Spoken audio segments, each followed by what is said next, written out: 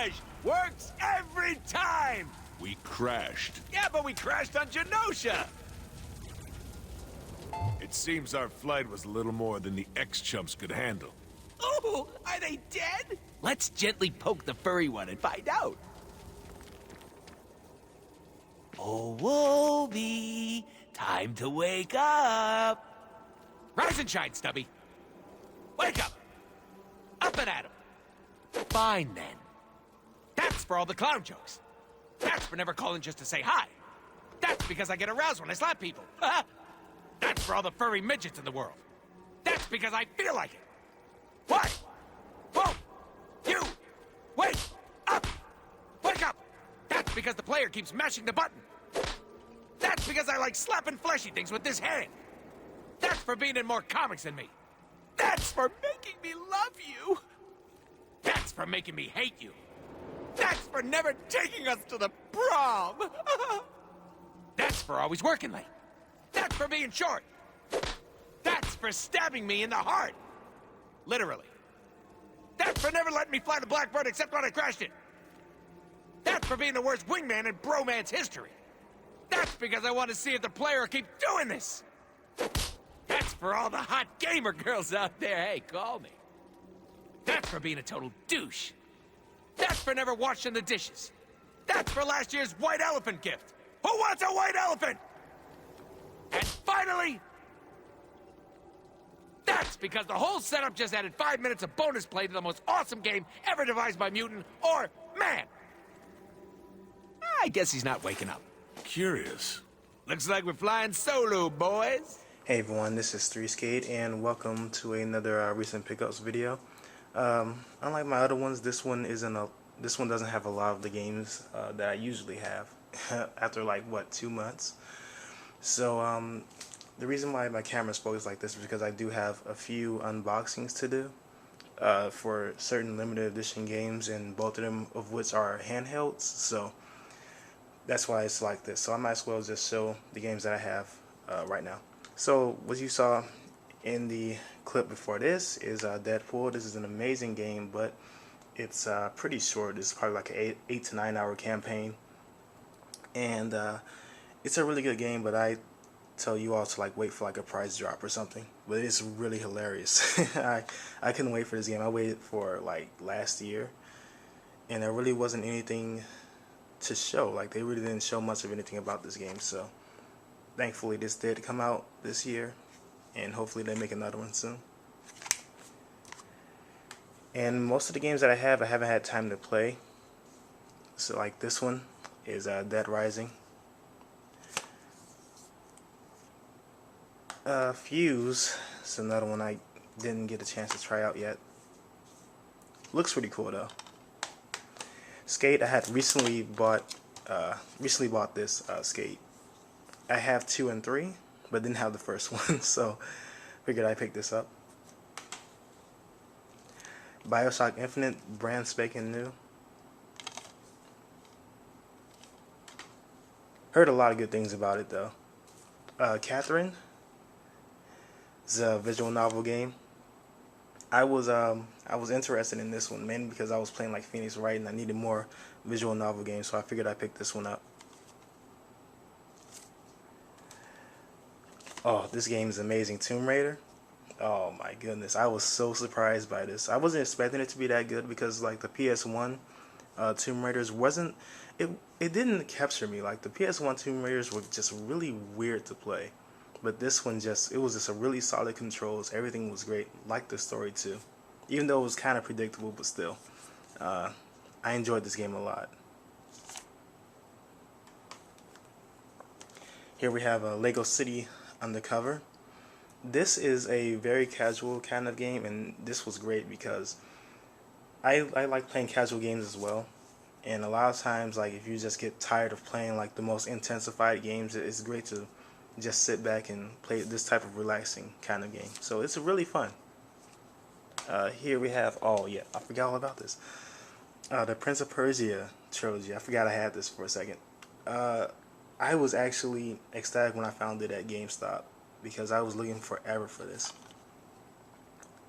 So yeah, this is practically the first 3 3D Prince of Persia games that was like out last gen, and it's HDified, and it's in full HD, which is great. It's not in like those fake D where you look at the cinematics and it's like in the standard definition all of a sudden. It's not like that at all.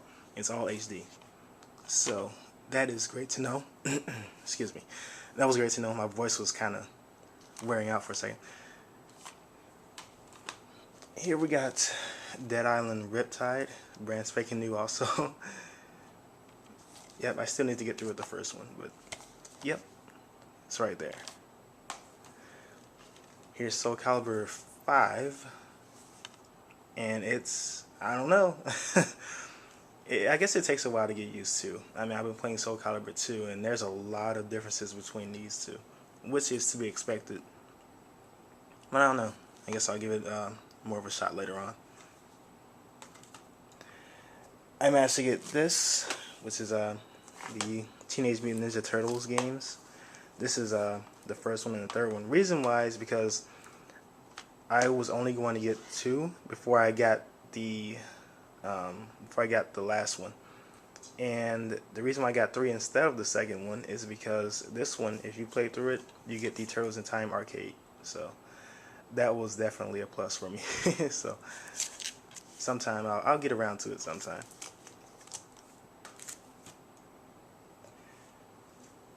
Here we have Power Stone. Now the disc is pretty banged up, but I'm just glad to actually have this. And maybe I can try and find a better case so I can put these in. But man, this game really brings me back. So I need to get this and the second one for my Dreamcast.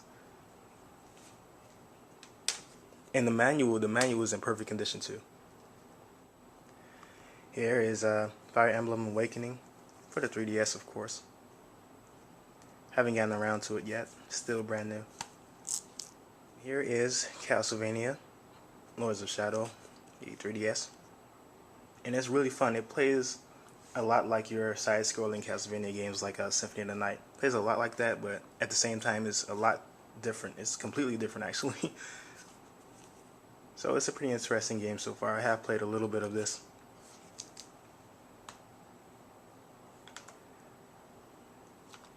I have Soul Sacrifice.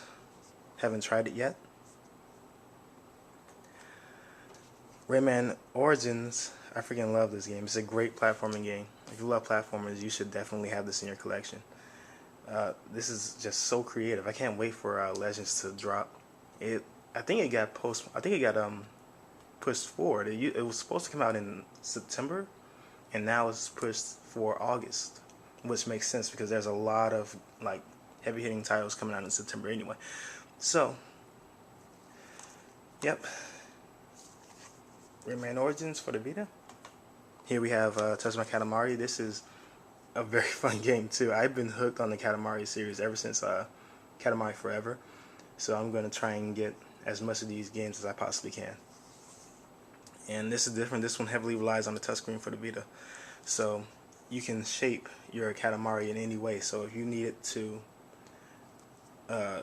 shape in a thin line so you can go across tight spaces, you can do that. Or if you want to go ordinary and just have it shaped like a ball, then you can do that as well. So it's a really interesting kind of game. Alright, so here is Project Cross Zone, or X Zone. The X makes it sound cool. Unbox this, and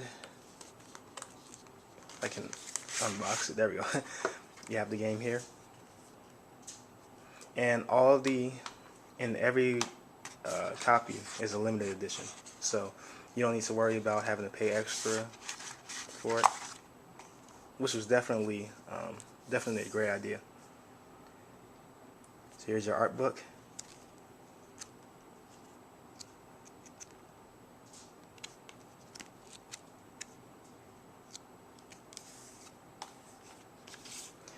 And your soundtrack, which is upside down. I still think, what's that guy's name? I think his name is Senjer. I probably pronounced it wrong. But his theme is like the best theme in the game. I don't think any other character can top his. And there you go.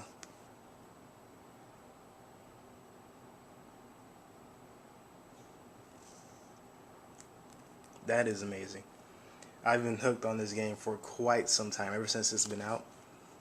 So, yep, this is probably all I've been playing on the 3DS anyway. So there you go. By the way, if you like Project Cross Zone, you should definitely give this game a shot. This is Super Robot Tyson Original Gangsta Saga. No, not really. Endless Frontier. So this plays exactly, well, this plays a lot like this. So if you like this game, I think it's from the same people actually. So if you like this game, you should give this game a shot too. Just thought I'd throw that in there. And here we have the Street Fighter Cross Tekken Fight Pad. I had a not a fight stick. It was kind of, it wasn't this. It was actually an analog stick instead of a actual pad. It was weird. It lasted, man, it lasted really short. It was probably like a month before it started to break down. So I figured maybe if I get the pad, I'll be better off that way. So see if I can unbox this real quick. Alright, so I managed to unbox it, and here is the fight pad.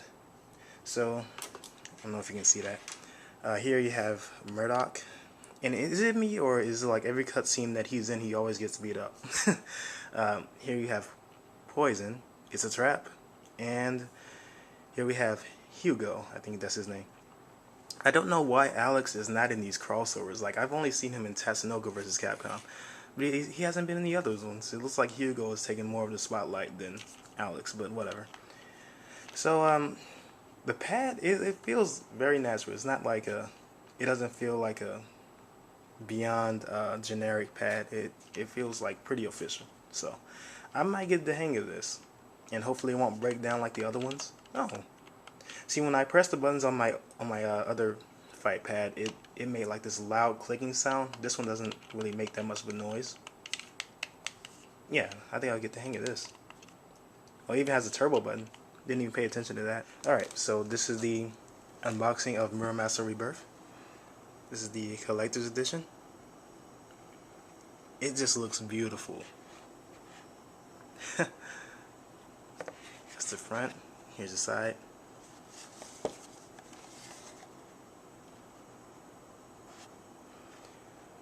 So this is pretty much a HDified version of Muramasa the Demon Blade, which you can get on the Wii.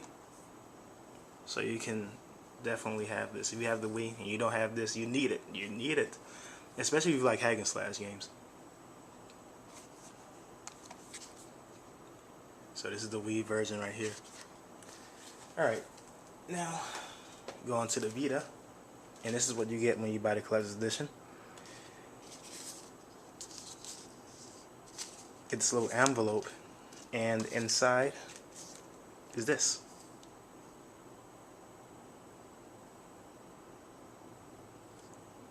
Pretty interesting.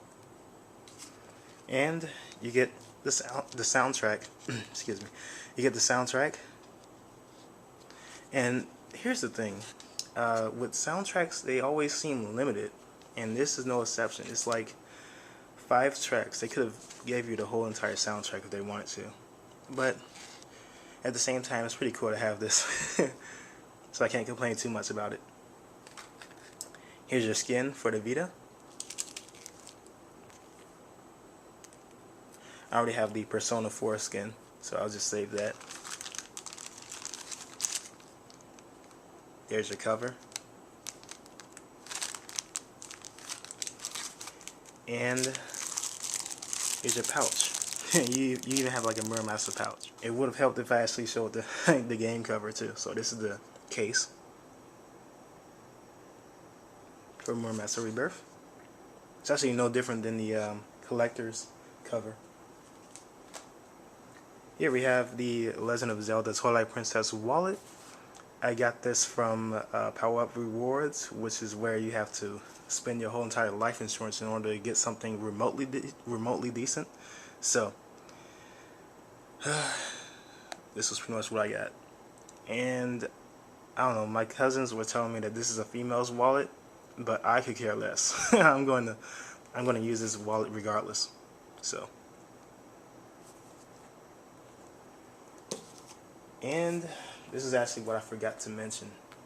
I did have the Legend of Zelda Hyrule Historia, and I know close to nothing about the series, so this is going to be interesting for me.